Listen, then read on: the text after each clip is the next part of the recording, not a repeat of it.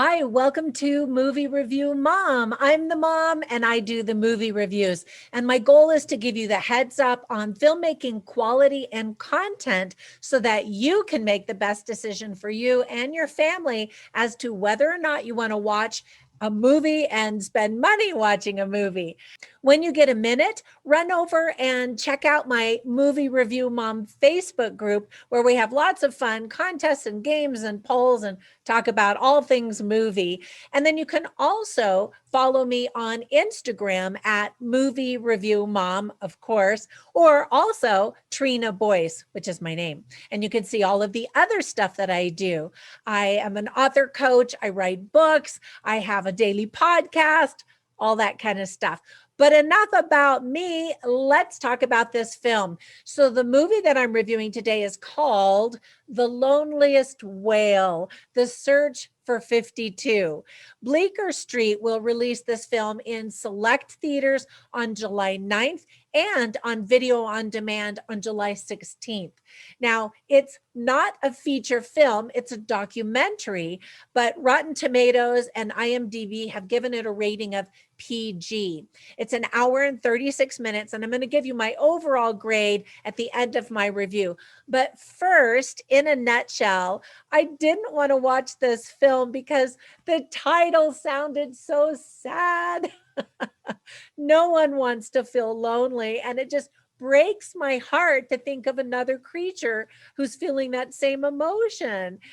Well, my curiosity got the best of me, and I wanted to know more about this famous whale that got everyone talking when his unique whale sound or whale song was first discovered. The number 52 refers to the unique 52 hertz frequency that no other whale has ever made before or can even understand. It had been calling out for years without receiving a response. Cue the tears. That's so sad. Okay, so the scoop is that in 1989, the US Navy detected a mysterious signal in the Pacific Ocean. The unidentifiable sound picked up by a top secret Cold War era surveillance system designed to track enemy submarines vibrated through the depths at an enigmatic 52 hertz. The noise was definitely not a submarine. And so, after months of study, Dr. William Watkins of the Woods Hole Oceanographic Institution in Massachusetts concluded this strange subaquatic rumble belonged to a whale calling out in a distinctive frequency, nothing like any other whales who moved in similar migratory patterns. A whale's call is very social, but no response was ever recorded. So Watkins surmised that this singular creature, nicknamed 52, was solitary and unique, possibly the first or last of his kind, a whale unable to find a mate or bond with others of his species. Again, cue the sad music. So Watkins tracked 52's song for the next 12 years, and in 2004, the whale was profiled in the New York Times. Readers around the world were spellbound by 52's plight. Some sociologists theorize that our fascination with his story came from a growing feeling of loneliness overrunning our technocentric society. That was back in 2004. So it definitely appeals to us today, even more so.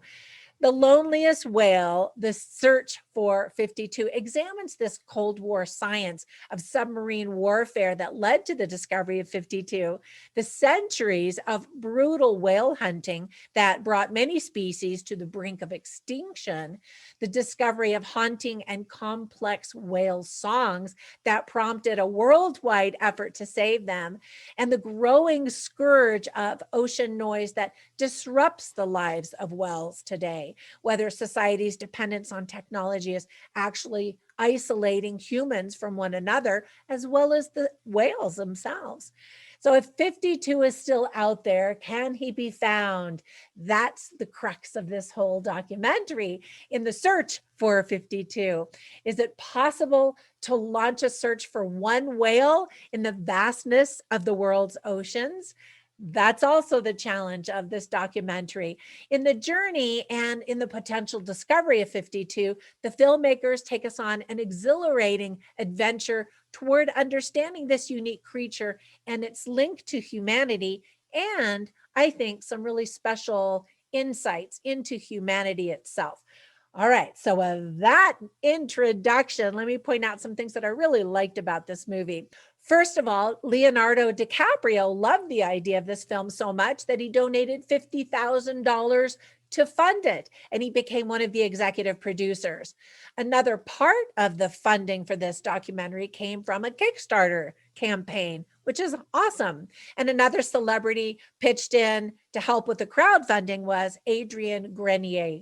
And then actress, musician Kate Micucci sings a song about the loneliest whale and talks about why people have been so taken with his story. And you actually see that in the movie itself. She noticed that the whale doesn't even have a real name, but just a number. And she said, "That's so sad."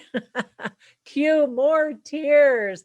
And Leonardo DiCaprio, if you're watching this review, first of all, thank you. And second of all, I love you. You're amazing.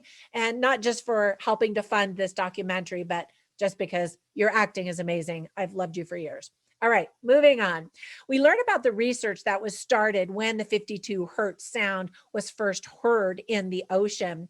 What's surprising is that the research was dropped for a number of years. The film really draws you in, and you can't wait to get into the ocean with these researchers and the crew to see what happens. It's fascinating to learn about the science and the technology involved with tracking these gentle giants so that humans can learn and understand more about them. You get to see lots of whales. I actually know a guy whose name shall remain anonymous, who used to work for a secret government agency. For real, it was a secret government agency many years ago. His job was to shout an alert if he heard anything unusual via sonar. He was in the Navy and had been in the Navy and now was working with this governmental agency. Anyway, so he was sitting at his desk listening for sounds, and in the middle of the night, he heard something, and everyone went crazy. Everyone went on high alert. They woke up the top secret guys who raced over to the building to see what it was. A whale. It was a whale. So he never lived that down, as all of the staff in the office laughed at him for months and months afterward. True story. So the ending, back to this documentary, the ending might actually surprise you. And I actually thought it ended too abruptly. I wanted more. So before the rolling credits, the screen says, "Find connection, heal the ocean, lonelywhale.org."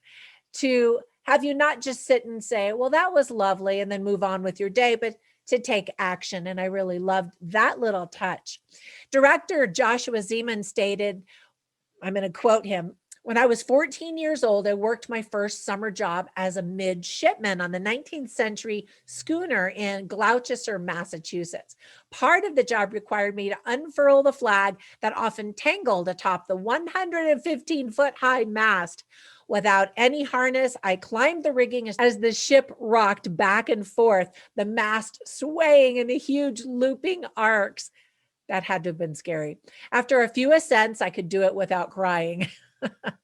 The ship, this is still him talking, the ship hosted whale watching cruises for tourists looking to catch a glimpse of the animals that occupy a great place in the American psyche.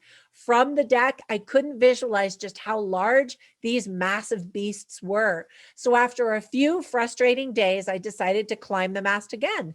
As I reached the top, I saw a giant humpback the size of our ship swimming right alongside us.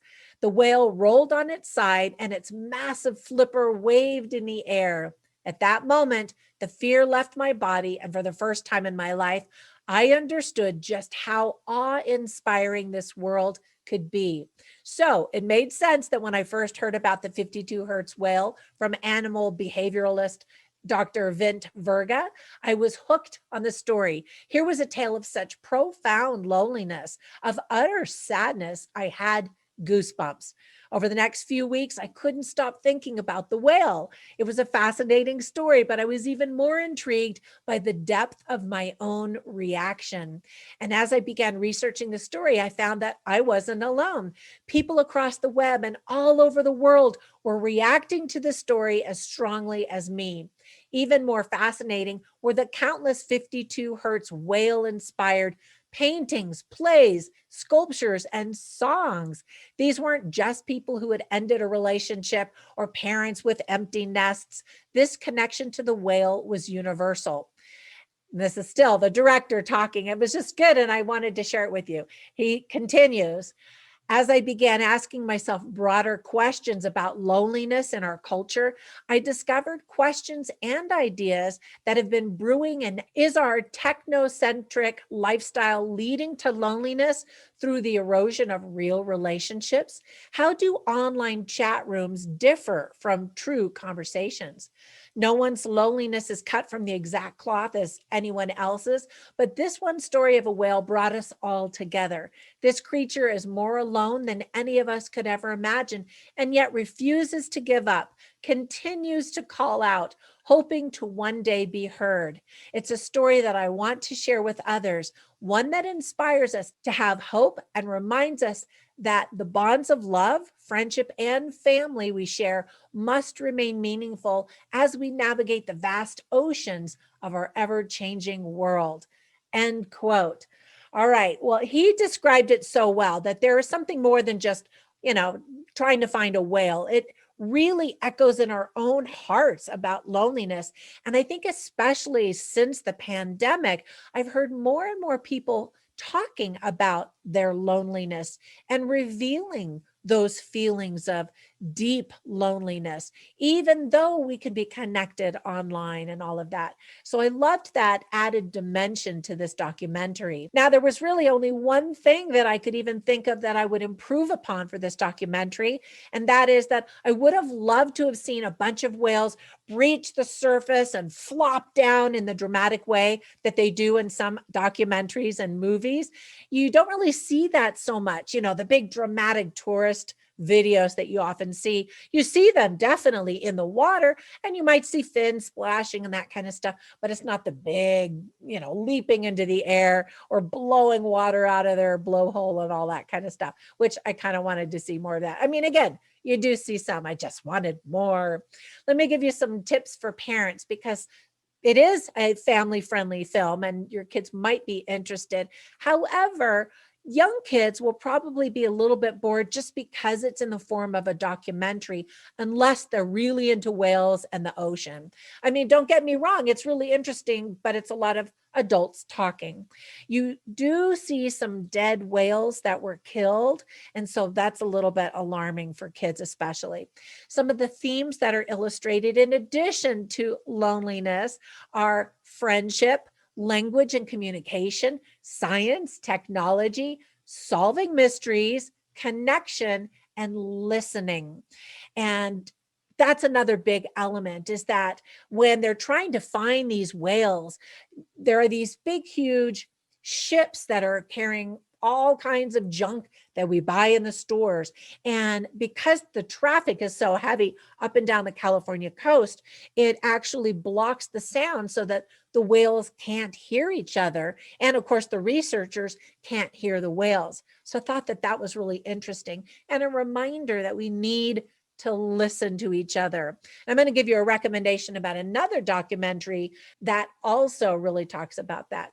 But first, let me share just a couple of funny lines and interesting lines. I always write all of them down on my written review at moviereviewmom.com, but I'll share a couple of them with you right now. So first of all, director Joshua Zeman is talking to all of these scientists, and they're explaining marine biology and the oceanography and, all of this stuff.